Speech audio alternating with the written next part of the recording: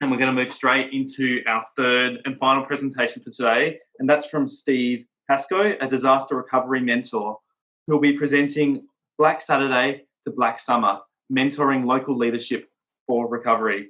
So once again, I encourage you to jot down your questions on the chat in the Q&A box as they come to mind. I'll now hand over to Steve, and then we'll have some time for Q&A after his presentation. Welcome, Steve. Thanks, Michael. Hi, folks. I had a bit of a look at the attendees, and I know a number of you, and which kind of suggests that I've been around for quite a long time in this business. So hi to everyone. Well done, Bev. That's stunning what you've been doing in Indigenous communities. But listening to you, particularly the last bits, the same things apply in all communities. Agencies just aren't great at working with communities. My work I've done in the last number of years, I've realised that community engagement is not something we should be doing. In actual fact, we need to turn it around, and we need to be doing agency engagement, turn the whole paradigm on its head.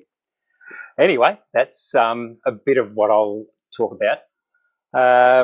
But today I just wanted to talk about the experiences of working in different communities, and particularly in disaster recovery, and the role of mentors. So my background, I've been involved in emergency management for about 30 years. I've been a bushfire safety educator. I've worked in local government, I've worked in state government, I've worked in federal government. I consider myself a specialist in community-based planning and disaster recovery, and I'm a founding member of and a member of the steering group, the Disaster Recovery Mentors Australia, a fairly new concept we've been working on since Black Saturday in 2009. As a volunteer mentor, I have spoken with or worked in communities of Tathra, Samson's Flat in South Australia. Spent the 6 months of this year working with the Malakuta community, helping them with planning their own recovery. And I'm also starting to mentor Batlow community in New South Wales and Bruthen community in Gippsland, East Gippsland. So I live in a little district called Strathewen, which is about 50 kilometres northeast of Melbourne. In 2009, we were pretty much ground zero for the East Kilmore fire. It started in East Kilmore about 11 o'clock in the morning and got into Strathewen about 5 o'clock in the afternoon. So it had reached its peak intensity.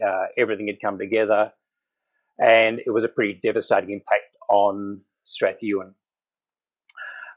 We figured there was about 100 homes in Strathewen before the fires, 80 of which disappeared in about 2 hours. Tragically, 27 people died, friends, neighbours, visitors, and that was made our recovery much more intense. As a community, we got together, and a few of us who've had experience in communities and government realised that we needed to get ahead of the game and actually start leading our own recovery.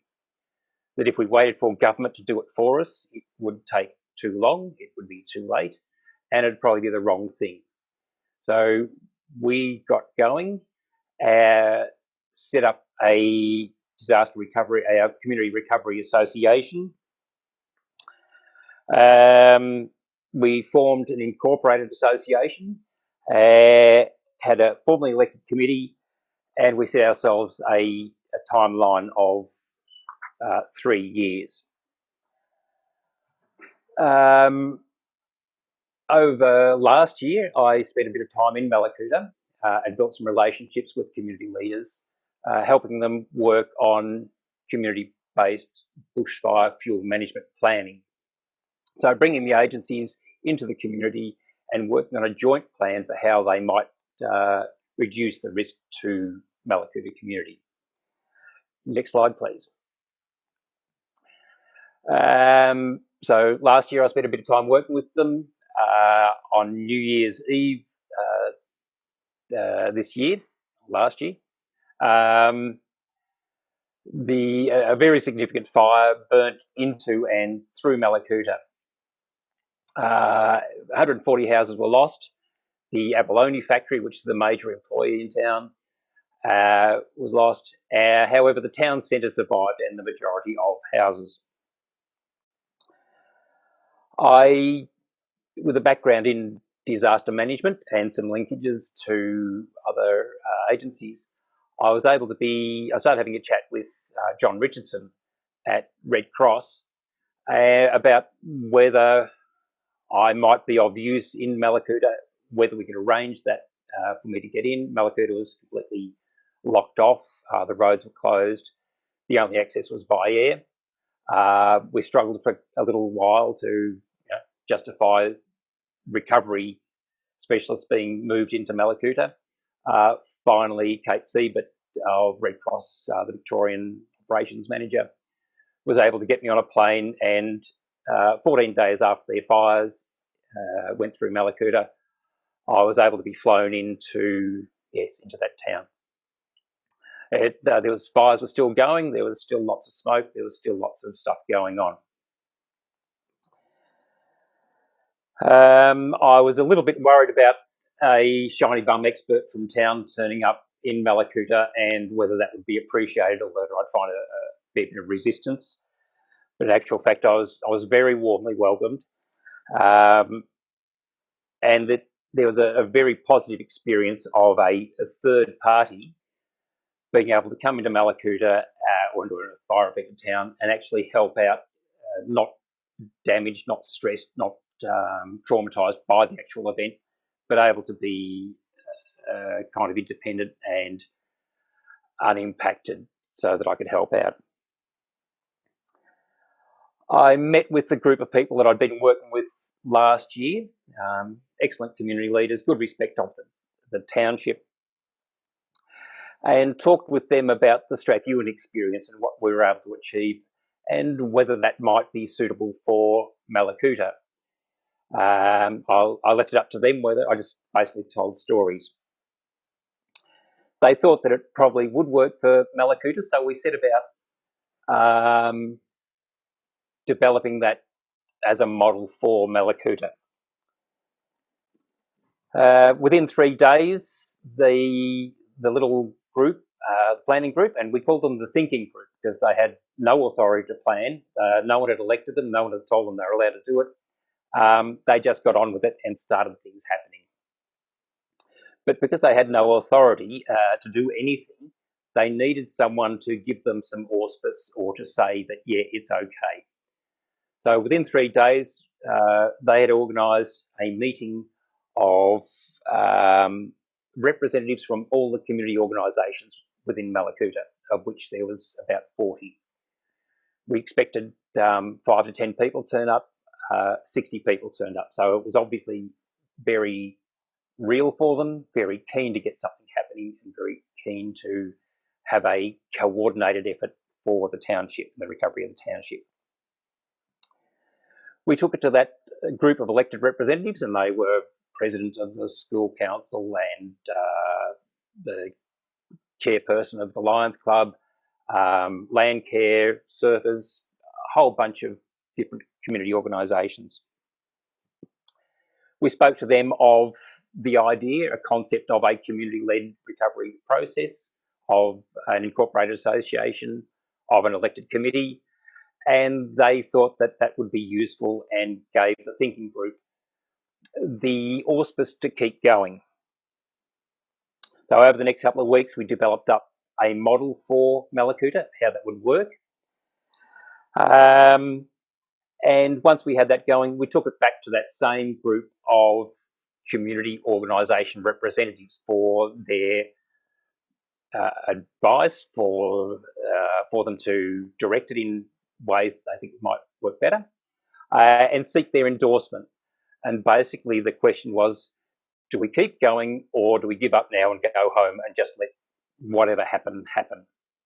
Which would probably be a process led by council or by government or by 20 different groups within the community, which was a very real option for Malakuta. It's quite a divided community and had the potential for it to go quite bad.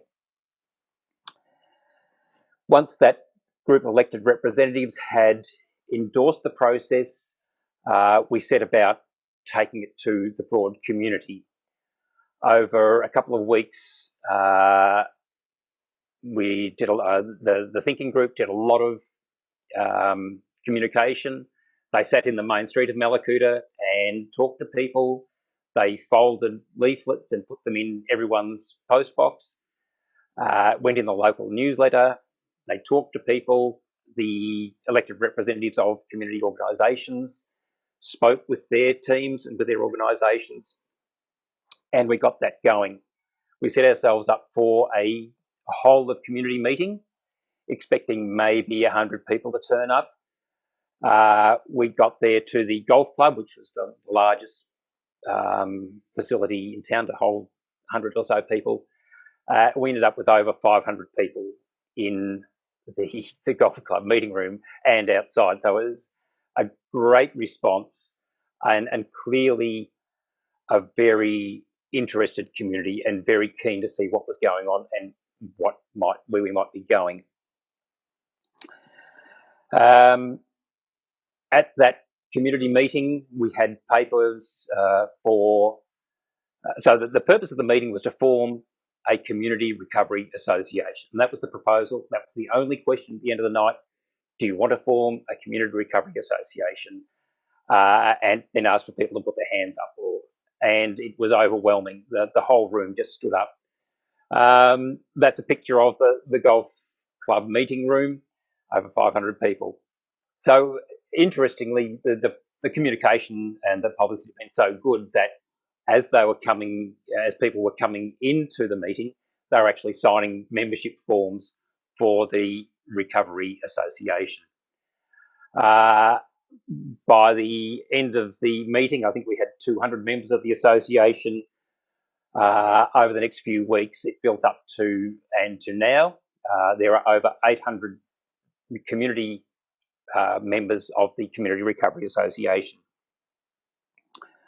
It took a bit longer to form a committee of the association, and the model called for a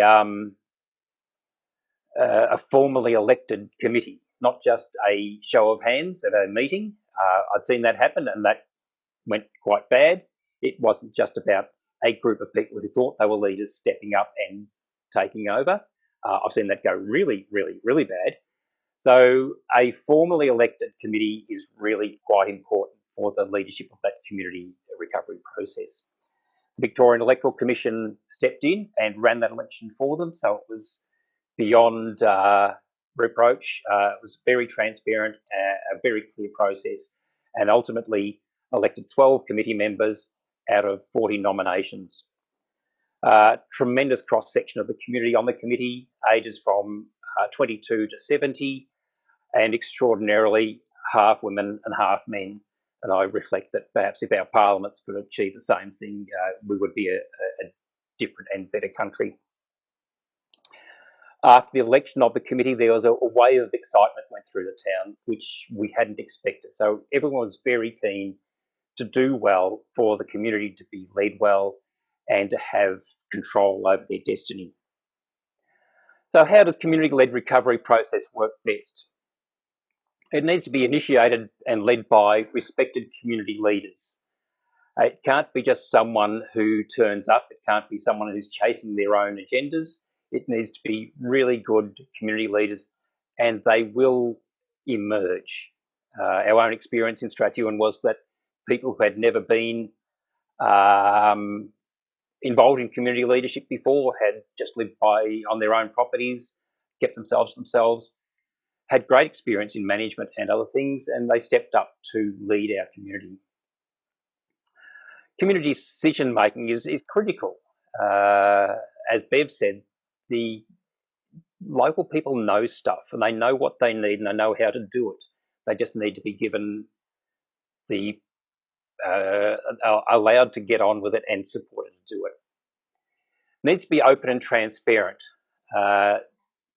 Again, I've seen recovery association or recovery committees who did things very in-house, didn't really communicate well, a very poor outcome. It needs to be completely open, completely transparent to have the trust of the broad community. Managing finance is really important. In Strathewen, at one stage, we were handed a cheque for $100,000 made out to the Strathewen community. And we very quickly realised that without some way of managing that, it would be just a tremendous way of destroying our community. Normal human greed would take over. Who would make the decisions? How would it be spent? Who would receive what? Was just something we couldn't do without a proper process. An extensive process of local engagement and participation. So that engagement of community leaders through their community organisation leaders exist in most towns. It's a great place to start because they are generally elected by a group of the community with interests, special interests perhaps. And they're trusted, they have been elected by those people, so they are seen as good leaders, and they can speak on behalf of different groups. Incorporated community association, why is that important? Incorporation gives community associations the capacity to manage finances, to open bank accounts, to receive grants. Most grants are only available for incorporated associations unless they're auspiced by someone else. It just makes it more difficult. And also provides legal protections to members of the association and to the committee. Establishing legitimate community leadership through an election process is what I would suggest. Other successful models have been the leaders of community organisations getting together, but that often gets in the way of their doing their normal community work. So if you take the chairperson of the Lions Club and putting him on a recovery association, that can work, but it means that their workload doubles or triples, and they may stop doing their Lions Club work, which is important to keep going. The role of government is always challenging, and they really struggle with this concept of community-led. My words to government now are the best thing they can do when they turn up is say, how can we help? And if they do that, they're 90% there. That's all they need to do. Governments are fantastic at logistics, providing resources, helping out, doing administration, doing the running around, just doing stuff that good community people find hard to do. So the role of government, how can we help? So I thought I'd talk about the role of mentors. So I'm a disaster recovery mentor. I'm semi-retired, managed to stop getting paid, but haven't managed to stop working yet. And I see the value of 30 years of emergency management, and particularly my personal experience, as being I just can't walk away from it and do nothing with it. No one would pay me to do what I do, and I wouldn't want to be paid for what I do because that has a whole lot of strings attached and requirements. As a mentor, I get to work with good people. I can drop in, I can drop out. Majority of my role is about having cups of coffee with people, and you don't often get paid for doing that. And I don't have to write reports. I don't have KPIs. I don't have anything. I just work for good people doing good things. I guess the intent of being a mentor is that others should not have to learn disaster recovery from scratch like I did and mentors like me did. That there are people who have been through this. We should be able to help others, and people shouldn't have to go through that on their own. Some of the value of what works as a mentor, why it works. We're independent, we're third party, we have experience and expertise. We're not hamstrung by the perceptions of government or being limited by government or agencies. we do storytelling, and that seems to be really important. And that's pretty much all we have to do is just storytelling. This is what worked for us. This is what didn't work for us, and communities can then take from that, and people can take from that what works from them. They can fit their own particular circumstances into that story, or take from it what they need. We can provide advice, guidance, and support to local leaders, which is really, really important because it's a hard role, and they have to make it up on the run. They have to figure it out as they go. Having a mentor beside them say, no, that's okay, and try this, try that, you'll be all right. Give me a call anytime you like. I can drop in anytime you like, is really valuable. I discovered that I had a great gift for liaising and advocating and forming partnerships with local government and agencies because of my background and because I speak the same language. I was able to engage the local council and the leaders of the local council and of government into the thinking of the community. That seemed to be a really important role for me. Mentors aren't limited by bureaucracies or local politics. We're just completely independent. We're just people who have shared the same stuff, and we're there to help. So some observations and learnings on the community-led process. Why is community-led important? And this kind of goes back to some of the things that Bev was observing as well. Affected communities understand the impacts and the needs of their own community and themselves better than anyone. They know what's going on. They know who's worst affected. They know who's vulnerable. They know who's lost the most. They know who can cope the best. They know a whole bunch of things about their past and their future. Local communities know their strengths, weaknesses, and vulnerabilities. They know what's important. They know what they need to do. They'll be there for long before and long after agency staff and governments. Something that Bev observed, you get some great people, great agency people working in a community, 5 years later they're gone. Communities will be there. They've been there for 100 years. They'll be there for another 100 years, hopefully. So they're really invested in themselves, and they take that really seriously. Community-led processes strengthen communities, build resilience rather than dependence. I've questioned the concept of resilience for a number of years now. It's been the buzzword for the last 10 years. I think the models we actually use, the way we operate emergency management, actually builds dependence. It's set about dependence. It's community people, individuals are very comfortable with the government doing everything for them, and governments and agencies are very comfortable about taking that lead and taking that responsibility. But it doesn't actually build resilience. When we work in communities, we work with communities, and we're not even entitled to empower them. When we promote them, when we support them, when we enable them, we build a resilience that makes the agency's jobs easier. So I spoke a little quickly about changing the paradigm. Every organisation has community engagement people, and I realised a number of years ago that role is about engaging communities in the role of the agencies.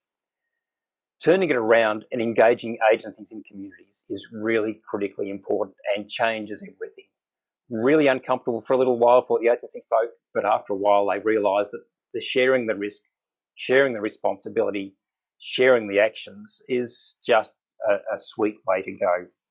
So that's about what I wanted to say, and thanks for listening. It's hard work listening to online storytellers. But open to questions. Thank you very much, Steve, for those reflections.